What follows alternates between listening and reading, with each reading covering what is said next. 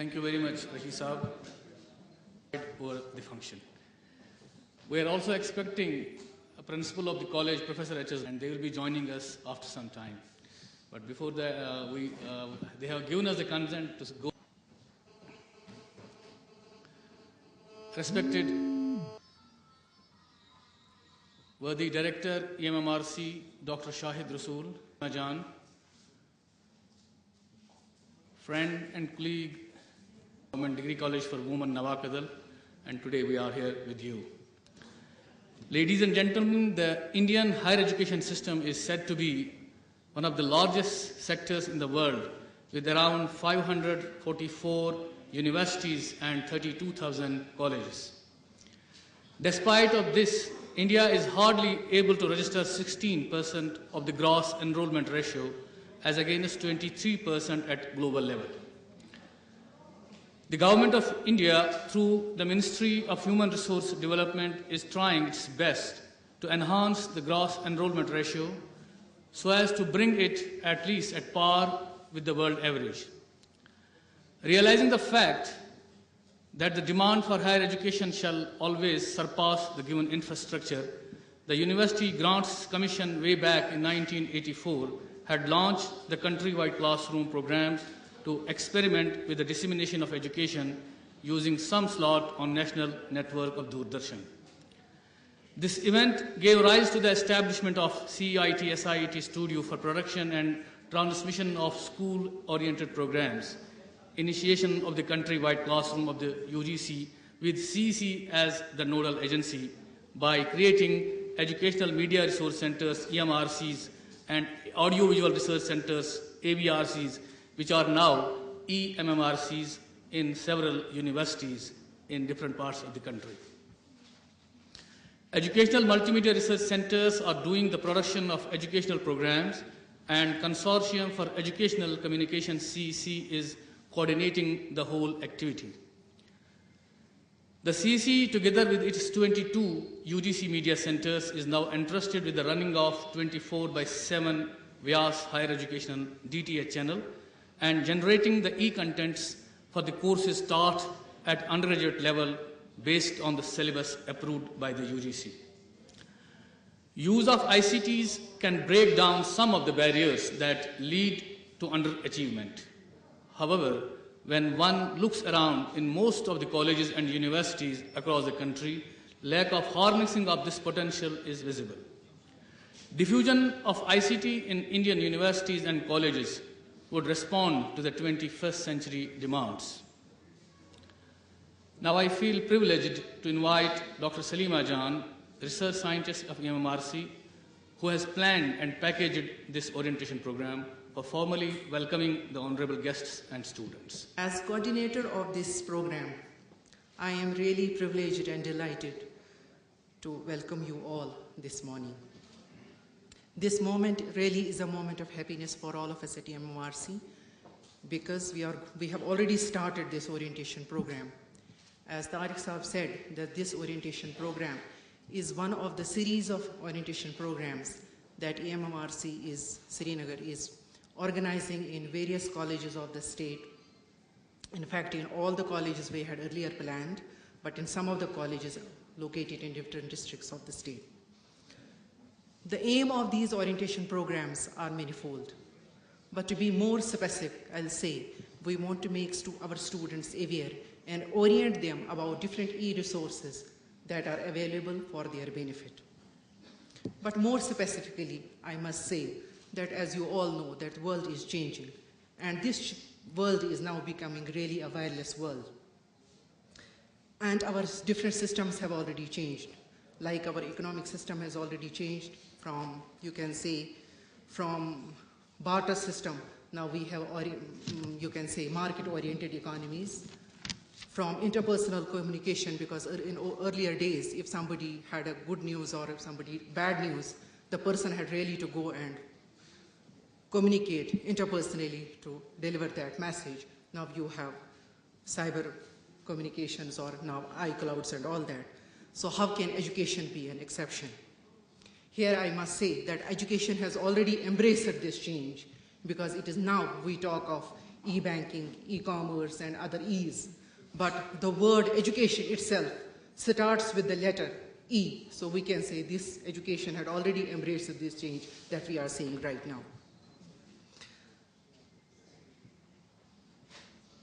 So dear colleagues and dear students, through these orientation programs, we want to make you know how India, and particularly Indian higher education system, has done to keep pace, and what are the steps that they are taking to keep pace in these changing times. What steps India, particularly Indian higher education system, is taking to bridge the digital divide and to narrow down the gap that exists there between the privileged and the less privileged students. Above all, our aim is to build capacity. By capacity building, I mean to say that how can our teachers contribute by strengthening our efforts at EMMRC in making reliable and good quality content available to our dear students. You know that these days there's a huge material available on internet, but the question of authenticity is always a concern.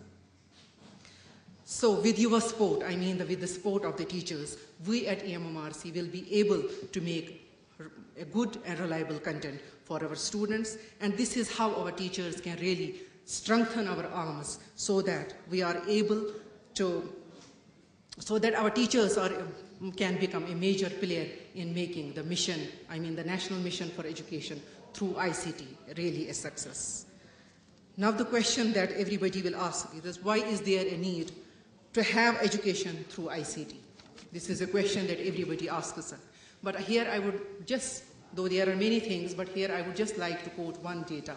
That is when Ministry of Information, MHRD Ministry quite recently, that is in 2012, issued certain data, and wherein Kapil Sibal had himself written that this time, out of 90 million college citizens, only 12% college students are able to attend colleges. And if India really wants to retain its current GDP levels, then another 14 million students should join colleges by 2014. Now you all know that we have paucity of teachers, we have problem of infrastructure or other things. What can be the best option other than this technology? I do not say that technology can replace the teacher, but this technology can really become a weapon in the hands of the teacher who can use it for the benefit of the students.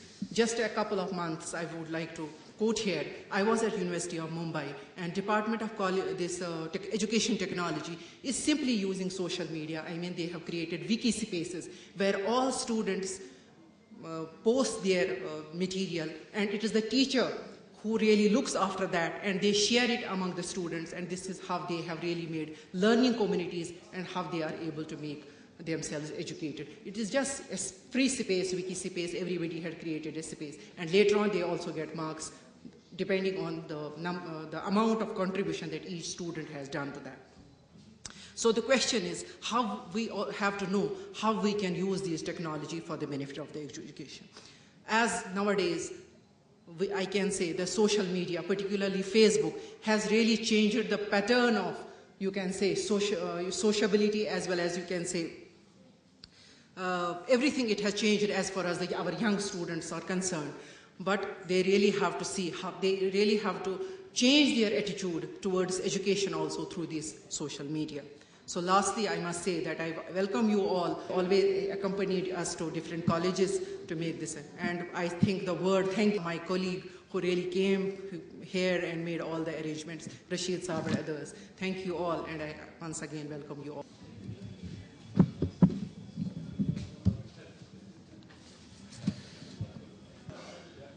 For these words of encouragement and giving information.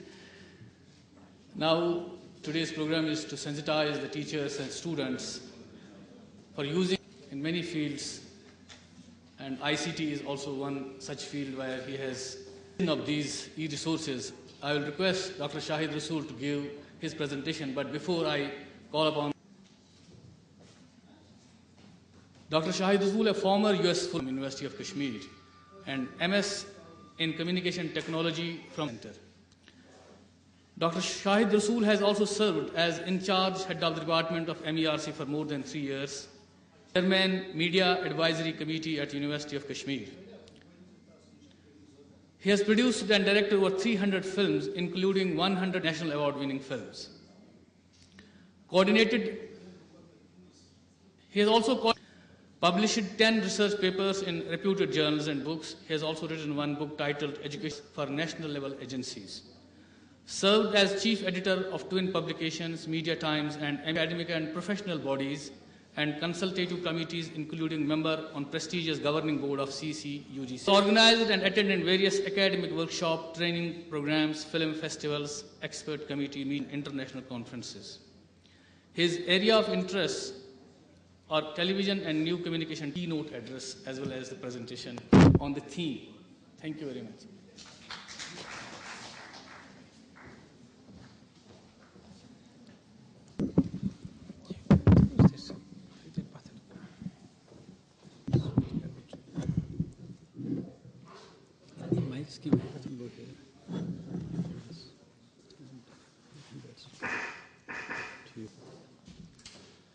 Assalamu alaikum, everyone. In being before you, before I formally start my presentation, I am reminded of the days when I was a student here in 82, 83, 84, 85. I am reminded of the professors who taught us, Professor Bali and Professor Mrs. Bali in zoology, Professor Mir, Shaukat Ahmad Mir, and Professor Shaukat Ahmad Shah in chemistry, Professor Mehrajuddin in chemistry, then Professor J.B. Singh and Professor Ahad in botany, and Professor Ramzan and Professor Raina, and my own uncle, Professor M.A. Lone in English. I am still able to hear the cries, the shouts, the voices that I heard, and I still remember sitting in this hall appearing in the exams, sometimes shivering in the cold and trying to fumble for the answers, the way I am fumbling right now, to start my presentation. And I am also reminded of those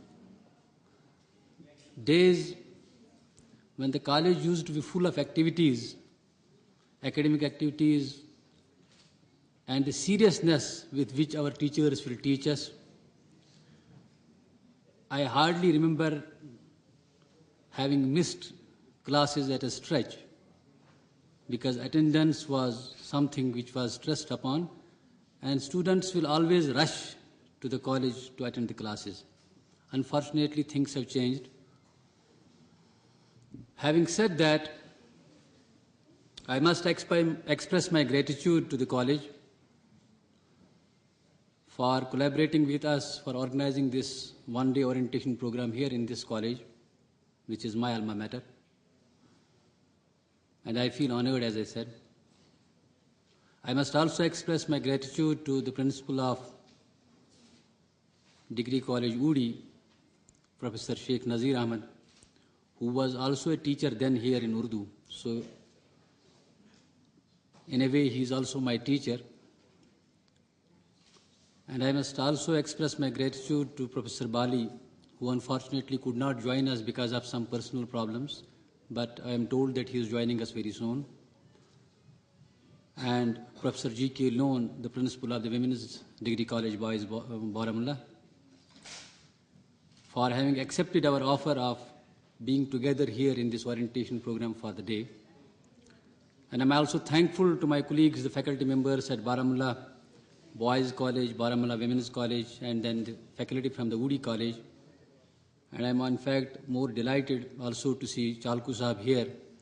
In fact, with Professor Chalku and Professor Zafar Sahab, we have an association of trying to fumble with the technology and packaging knowledge for the use of the students. And last but not the least, I am overwhelmed by the presence of the digital natives, my references to the students who are in good number here from 3 colleges. So I welcome you all and I feel honored by your presence. Mr. Tariq Abdullah and Dr. Salima Jan have initiated the discussion on why this orientation program is required and why there is a need of the series of orientation programs in different colleges. And I, in my presentation, will try to take you through all these requirements. One thing that's very important is, as I said, that we are at an interesting time. We are living at a time when we have 2 different groups of people living together simultaneously. In this hall or in this college, we have the faculty members who are still shy of using technology. We are living at a time when we have the people who teach in colleges and higher secondaries and the schools who are new to technology, and we refer to them as digital migrants. But then we have a huge crop of students, young teachers, who are very comfortable with technology. So 2 sets of people are living together, so it's an interesting time for us. On one side, there is a lot of pressure on the teachers from the students' side in terms of their know-how of the technology, and on the other hand, there are willing teachers who are fumbling with the technology, trying to pick up the threads, and then using the technology for the benefit of the students. So, why virtual teaching and learning is required is because it helps us to equalize educational opportunities, and that is the presentation which I am going to take you through. Friends, we are given to understand that the future global economy will be predominantly knowledge-based. We heard about green revolution, we heard about industrial revolution, we heard about white revolution and whatnot. But somehow this part of the globe missed these revolutions and we were left behind. Now there is another revolution that's going to take place, and that's on the anvil. That is the knowledge-based economy, which is going to be the future of the world. They say that the gross domestic product of a country will now be determined by the level of information, education, and level of knowledge of its citizens. That's probably why there is stress on the gross enrollment ratio in higher education, which will be considered as an important indicator of development and prospects of a nation. If you have higher the number, then there is a better prospect of that country. Higher the number, higher the gross enrollment ratio of a country, then better will be the prospects of that country to make the best of the knowledge economy. If that is the case, then India should be nicely placed. If the number game is there, then India has the better chances of becoming a global, power.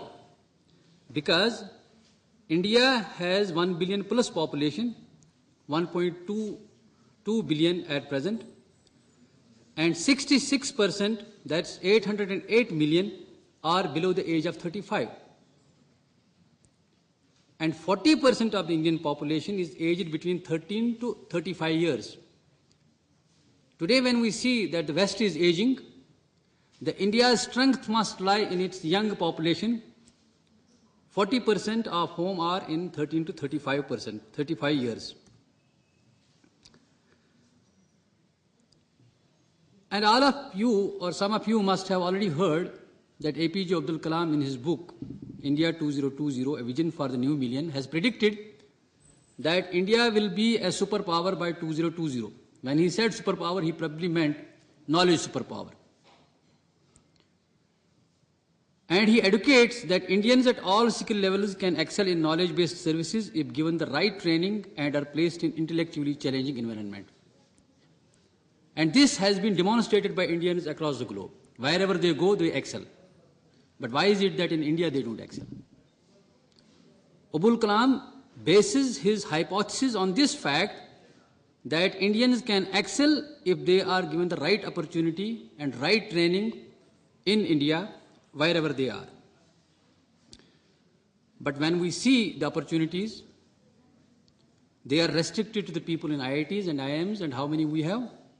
Hardly 10 to 12 IITs and hardly few IIMs worth their name. If that is the scenario, and plus maybe you can add some good universities, none of Indian universities figures in the top 200, which is a known fact, but we definitely do have some good universities. And very few students of India make it to these institutions. If that is the case, then how is India going to translate its population to its economic advantage? That's not going to happen.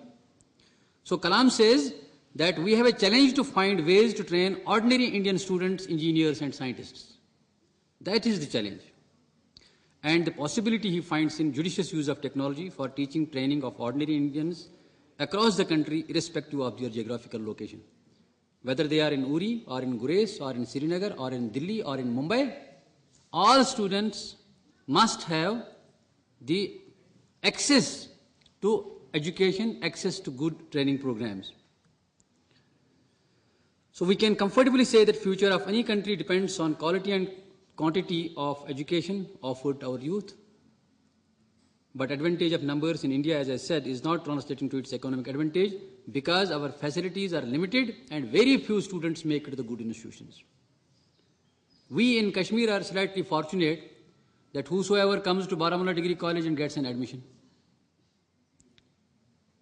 In Srinagar also, whosoever wants to go to, some college, they go to those colleges and find admission. Delhi, it's slightly different. The cutoff point in Delhi colleges is 100%.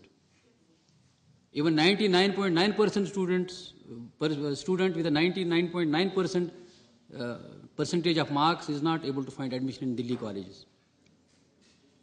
So we have restricted facilities, we have limited facilities available for our students. As Tariq Abdullah already said, when we look at Indian higher education system, it has a huge superstructure, around 600 universities, around 32,000 colleges, and 14.6 million students, over 500,000 teachers. That means 5 lakh teachers.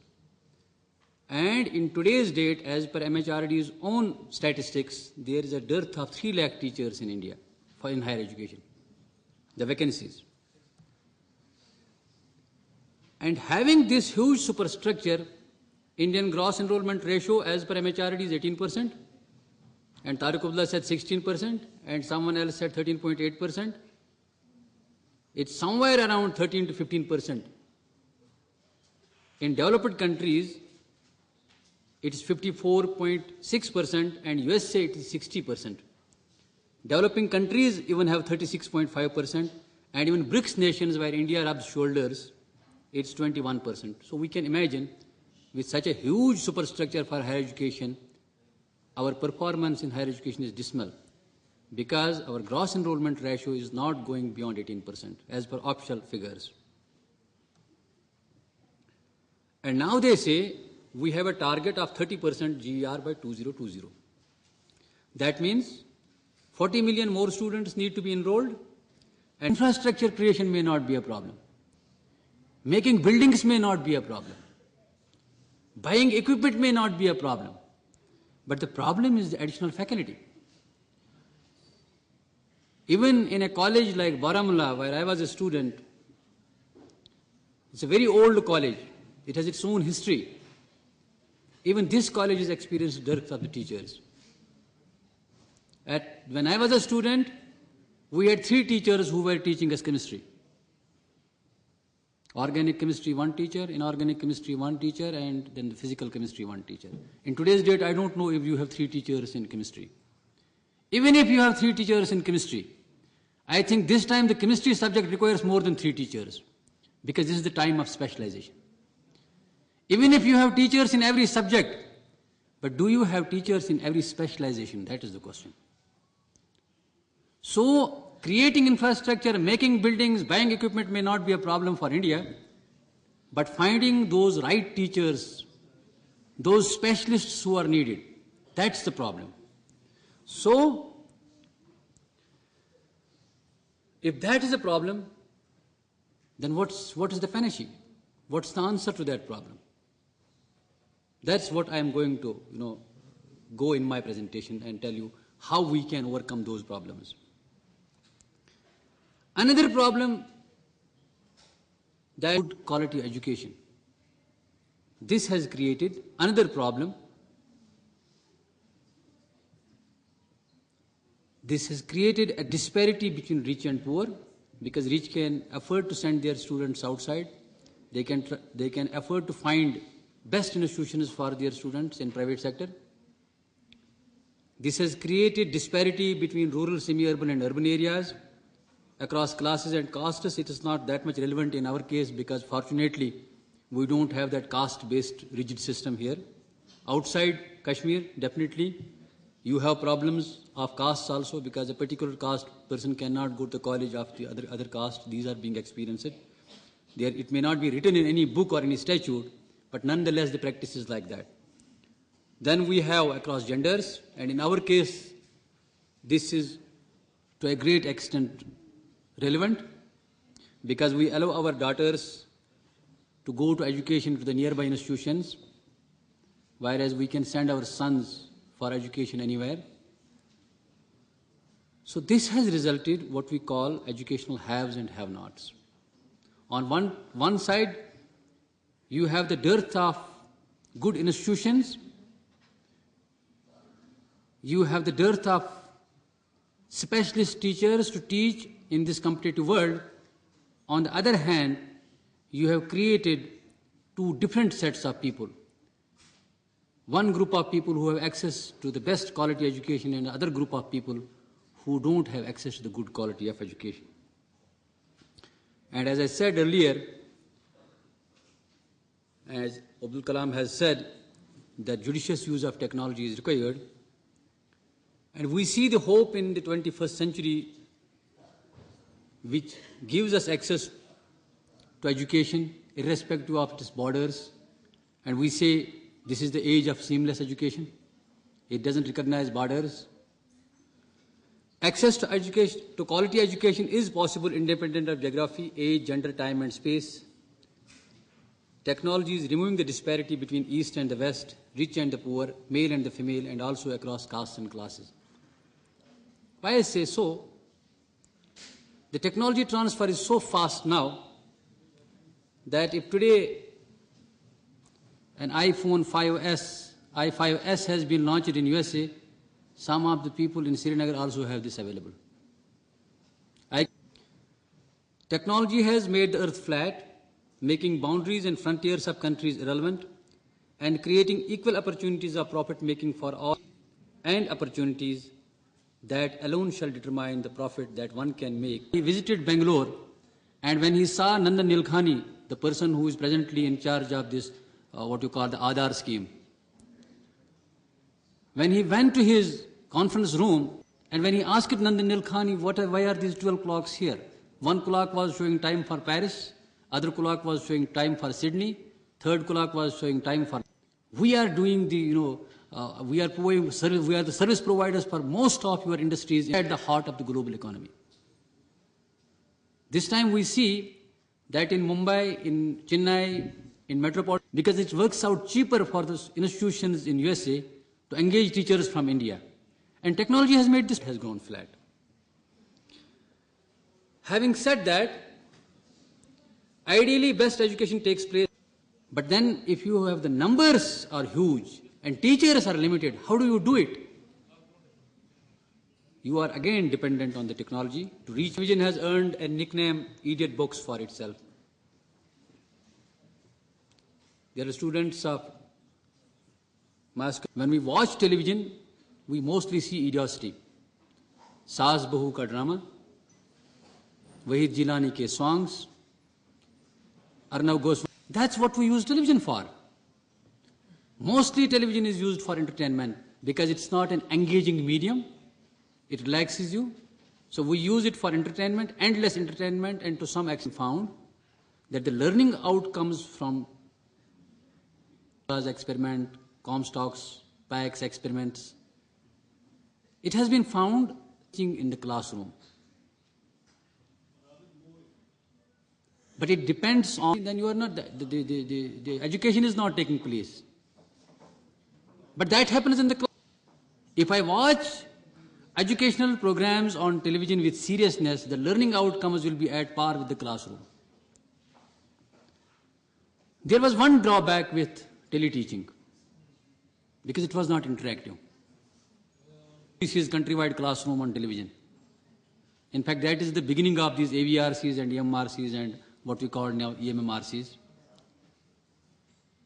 Program was telecast. Kisne they fight to find an answer. Nonetheless, some education was taking place. But in today's day, television has become more interactive. Technology has made it possible that you can interact simultaneously with the teacher with the help of the SMSs, with the calls, because it has become now, very easy to call and be meaningful.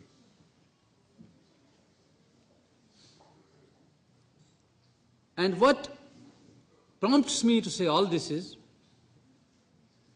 that we can see easy availability and affordability of electronic. Madam referred to the Facebook, social media. Some people call it fake book. People trash it. Like television was trashed at one time.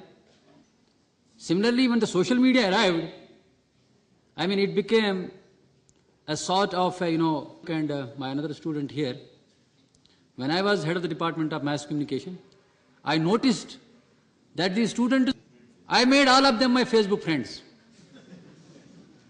And I will put the notice now on the Facebook. And there is 100% reception.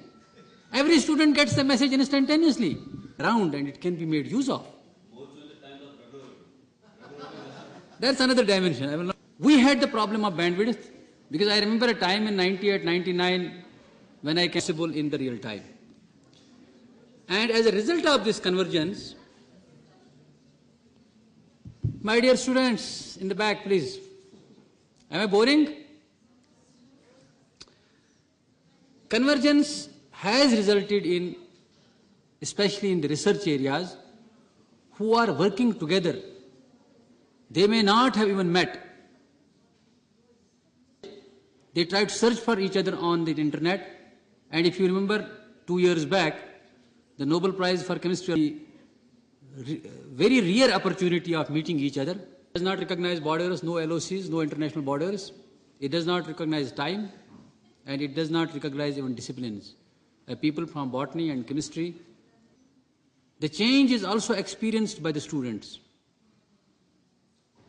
Professor Nazir Sahab was telling me before coming here that students are Bali Sahab or Rana Sahab in the class to give us some notes so that we can make our own notes and then we can pass the exams. In today's date, the material is readily available. It's only a matter of searching for that material. I'll pass on this one. The result is that today's teacher, I included, is no longer a guide by the side. That's how we, the teachers, have to evolve. He can Google anything and find answers on Alexander the Great, that he invaded India on this date, and then so and so. But when we look at our own educational system at present, you see, when we talk about the global learning community, I am talking about the global scenario that's there. But when we see our own education and our examination pattern is such that our stress is more on memorization. If the student is good at memorizing, all the 5 will come, he will get 70-80% marks. But no matter how good student. So ladies and gentlemen, I am thankful to Professor Bali for joining us in this presentation. We have changed a little bit. We again say do 5 questions, but we say stress is not on the education. And student has adopted the new mode of learning. So we, the teachers, have, as I said, that we are in interesting times of digital natives, and we, the digital migrants, have to learn to pick up the technology so that we remain useful to our students. And again, we address that access to students outside our classroom. Really, the best teaching takes place when the teacher and the taught are put together. But that cannot happen in our case. So what can happen is the teacher can make technology, use of technology, remain relevant to himself. Now, what do we use this YouTube for? Again, like Facebook, YouTube is condemned. It's a very bad place. It's only, that are uploaded by the people. There's a small problem in Baramulla, and that's uploaded on the YouTube because it's a free to air, site. But then YouTube has an exciting source of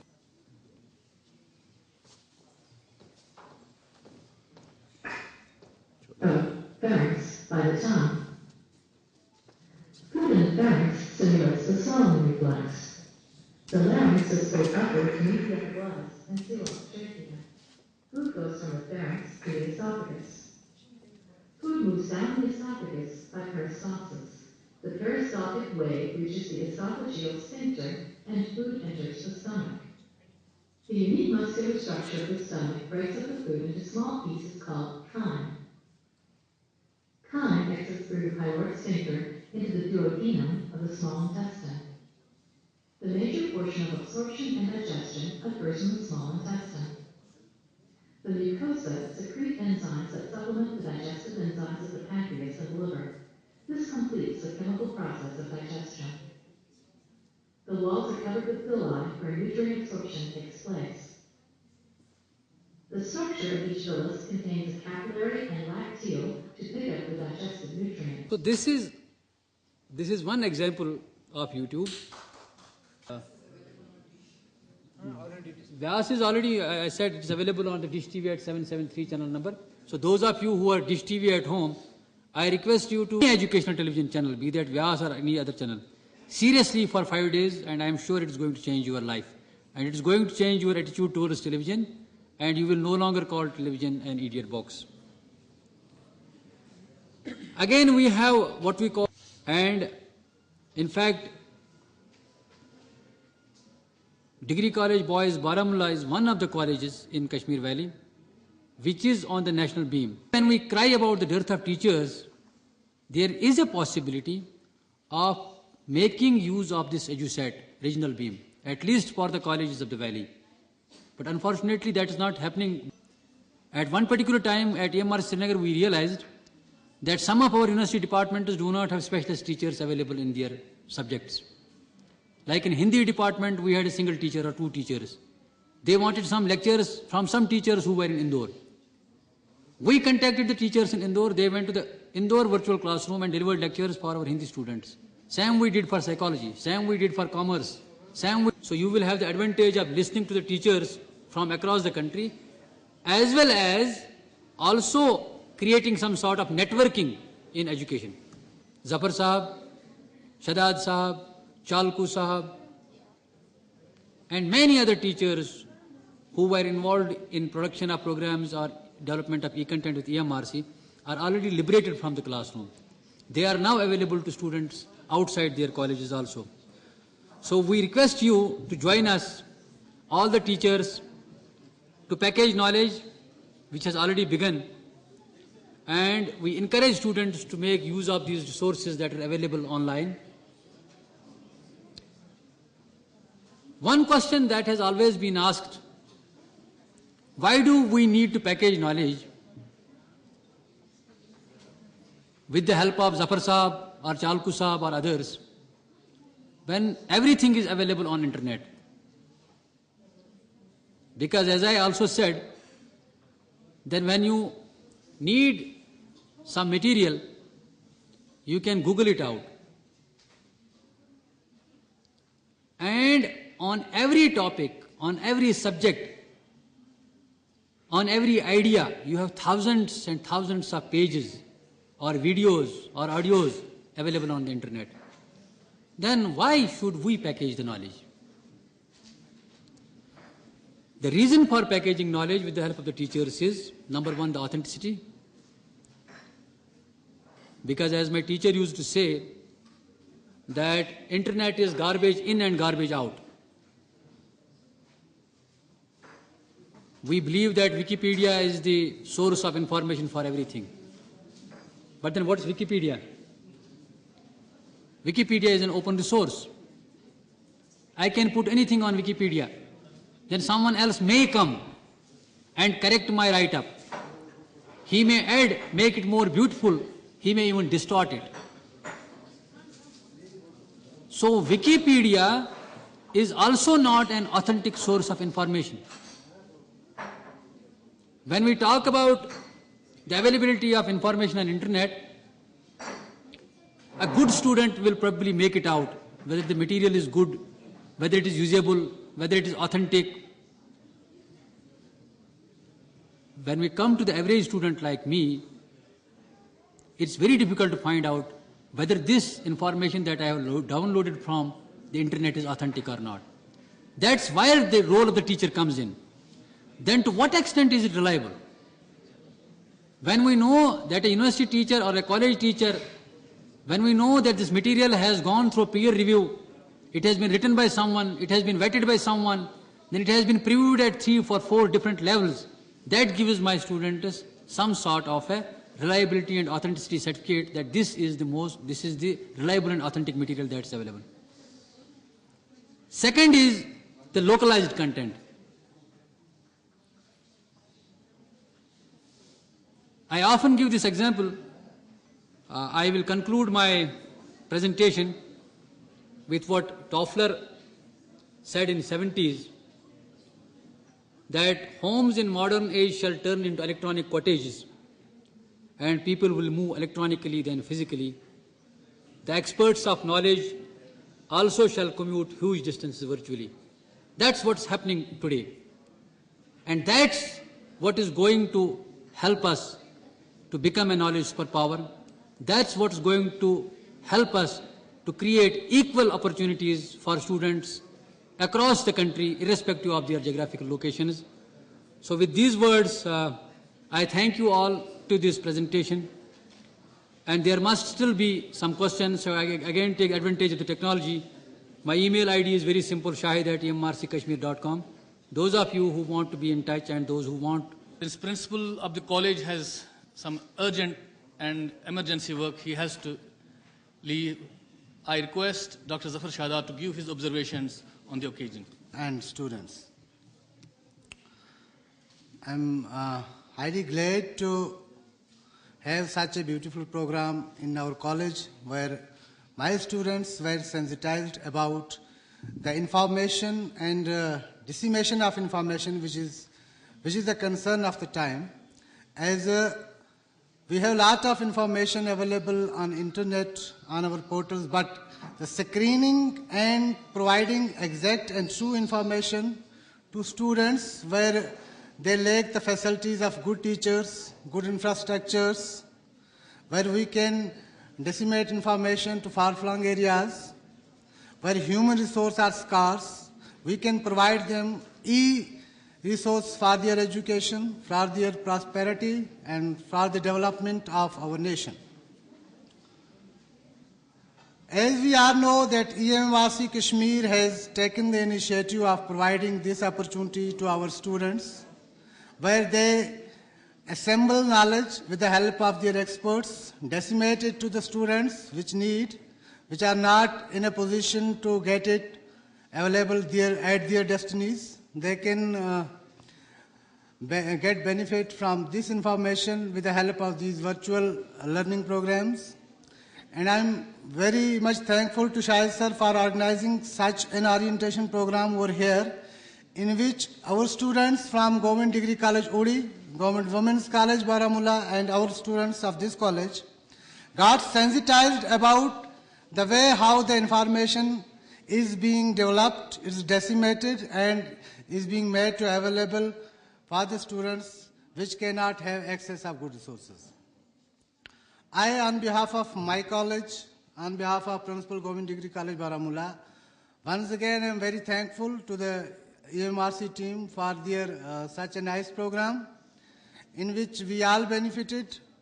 We tried to provide them support. Our college has always come forward for any such opportunity to grab, which is for the benefit of our students.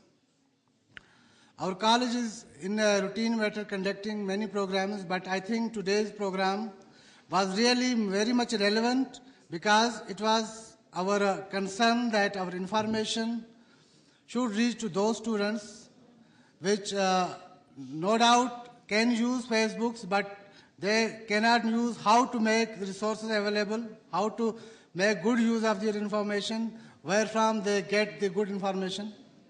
I once again thankful to MRC team for such a beautiful orientation workshop. Thank you very much. Bismillahirrahmanirrahim. Professor Shahid Rasool Sahab, Director EMMRC, University of Kashmir.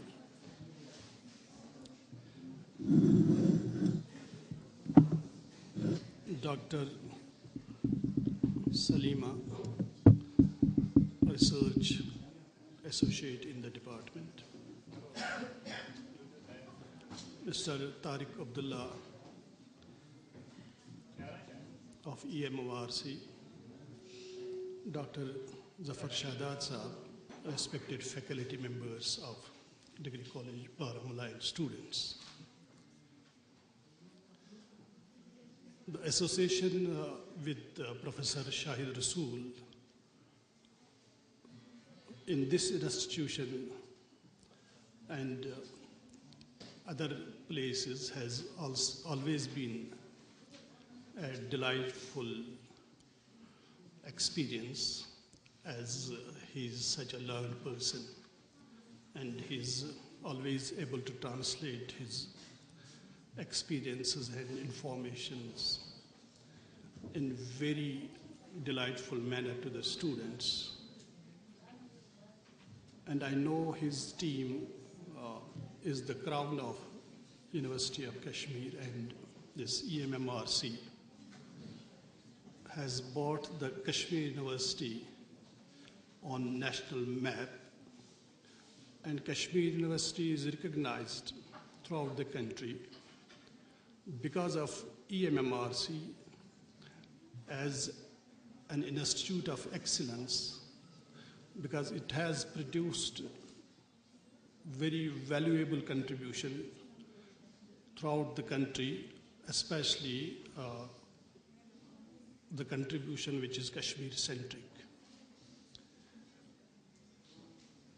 When I was a faculty member of this institution, we were greatly indebted to this Shahid Rasool Sahab in the development of the Department of Mass Communication and Video Production, which later on was turned into Department of Multimedia Production. And whatever material we could purchase that time, we were highly helped and provided by every type of assistance, be it the development of studio, the purchase of material, cameras, and all other things by Professor Shahid Rasool. So our association in this institution with Professor Saab has always been very respectful, and we value his association always. In fact, when I was a student of this institution, we had a great teacher, namely Professor S.K. Shah. He was our education teacher those days. And this idea struck me in my classroom that time, that when we use, because television was not as yet, that is I talk of 1978 and prior to that era. Television was not so popular, rather it was not available in Kashmir those days. Maybe it would have been around in Delhi or other metropolitan cities. But he would often tell us that audio-visual learning is always more impressive, and it is more important because student has three senses. It gets student involved from three senses. That is audio and visual, and the presence of the student in the classroom. If the teachers are available to take advantage of this technology, they should, and that will make their teaching very effective. So whenever we talk of this material, I think this has been introduced to our educational systems a bit late. And now our television is coming of some age and it is maturing day by day. I think this must be the culmination of the technology, wherein our society is linked with the knowledge which is being produced at different levels and different institutions. As a student, I have always tried to get whatever I can in the field of, though I am a student of literature. But I have always cherished to get information from sciences, whatever I can. And your principal at this institution, Professor Irshad, he is that way my teacher also. Whatever scientific knowledge I have, though it is always very little, he has been a guide, he has been a teacher in scientific realm of the knowledge. And I, in my own humble manner, have also taught him some bits of literature also, and poetry especially. I have been a indirect student of the father of our respected Muhammad Abdullah Khawar Sahab, Tariq Abdullah Sahab. He has been my guide when I was in the Iqbal Institute of Kashmir University. So, in my humble manner, as principal of Government Degree College, Udi, I am trying to provide every possible equipment which is latest available in the field. And recently we got two very costly television sets installed in our institution. Of course, for only this purpose, so that our students have access to those channels which provide education and educational channels. And particularly, I have one set in my office also, only for the purpose so that I could listen to mushairas and etc. and etc. So this, as Professor Shahid Rasool very lucidly has elaborated here, that the knowledge society, knowledge is becoming the power, and it will determine the future of the societies in the coming years to come. Our students have to be motivated first to be good learners. It can be in the institution, directly with the teachers when we in the lecture method, and indirectly when we use the technology which is available to us at our home places or everywhere wherever it is available.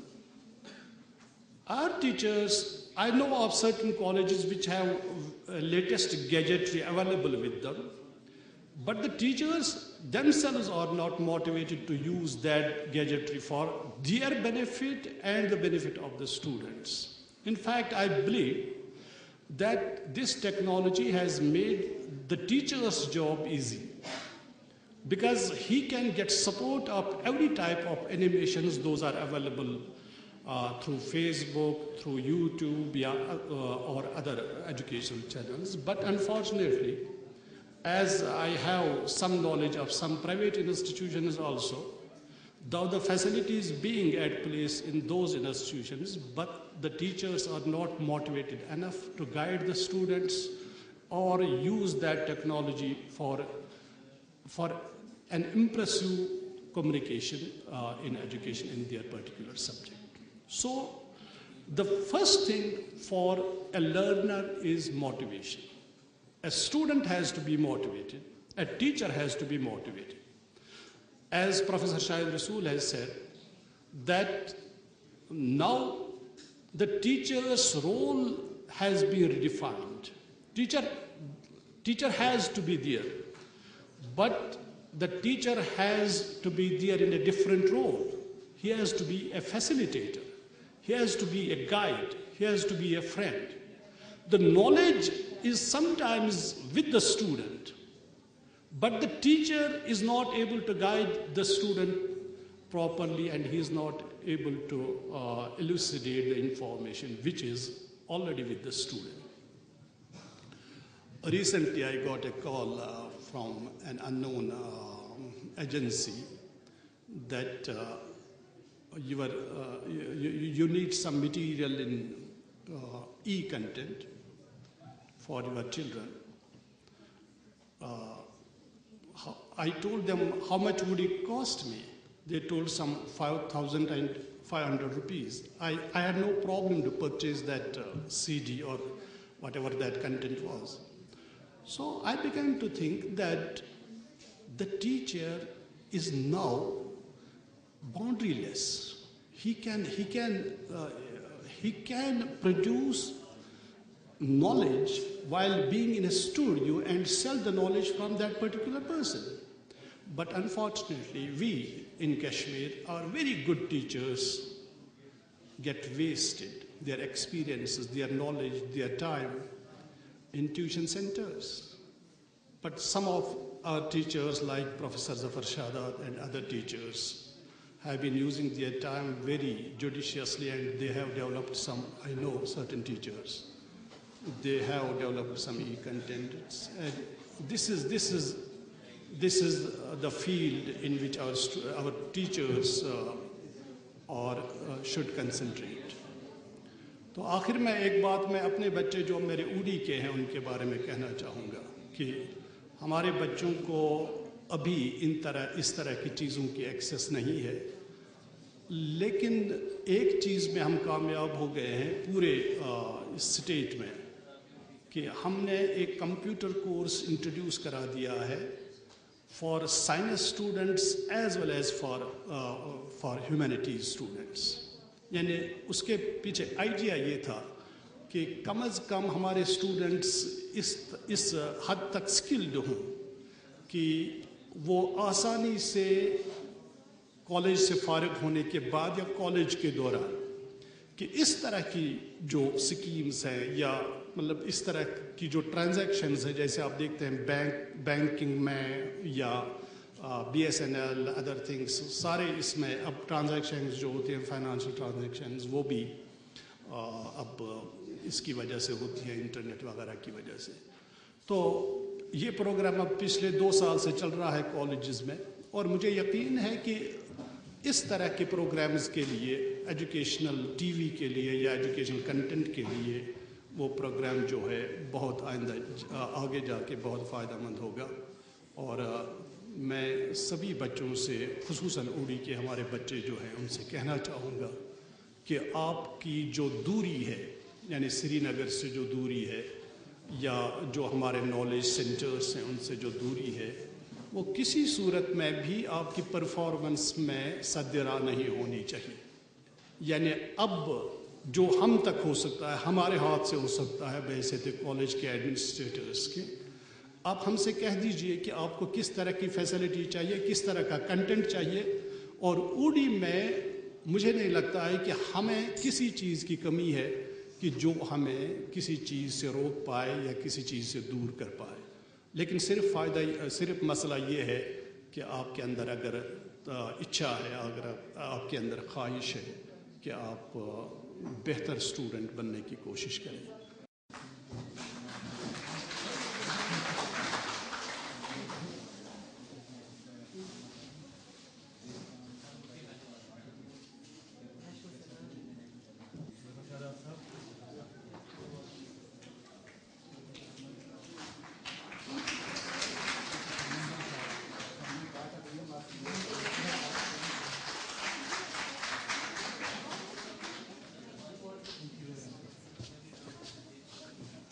The wheels start rolling weeks ago. It requires planning and a bird's eye for details.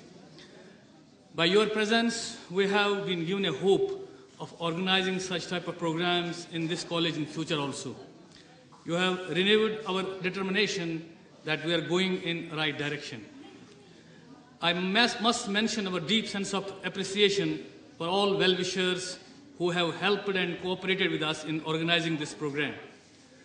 We are highly thankful to worthy Vice Chancellor Professor Talat Ahmed for encouraging us to organize such type of activities in different districts of the state.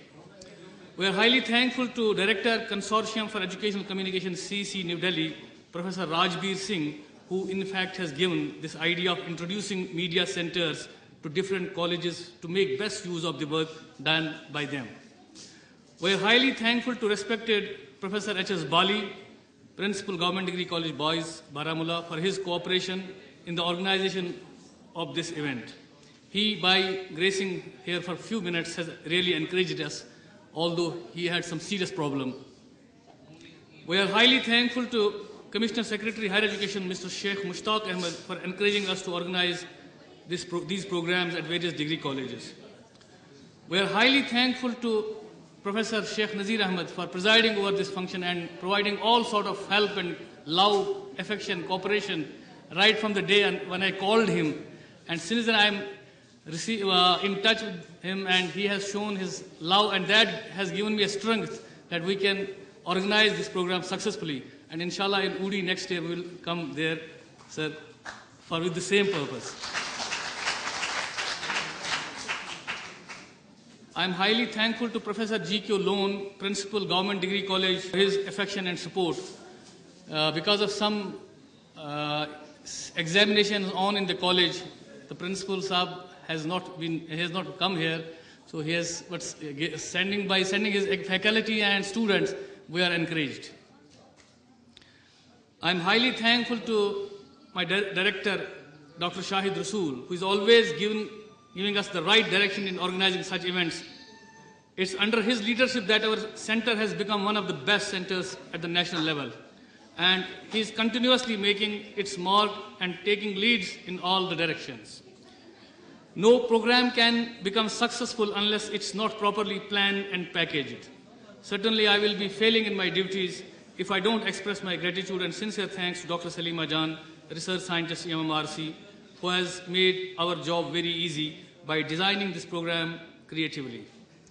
I am thankful to Professor Zafar Shadad for his active support and coordination. His dedicated approach has made my job very easy. I am highly thankful to all the guests, faculty members of all the 3 colleges, and supporting staff of the host college for their unconditional support. I am highly thankful to NSS volunteers of this college and students of media studies especially for their help and cooperation. I am thankful to my colleague, Engineer Abdul Rashid, for his technical support. We have been fortunate enough to be backed by a team of very motivated and dedicated colleagues who know their job and are result-oriented.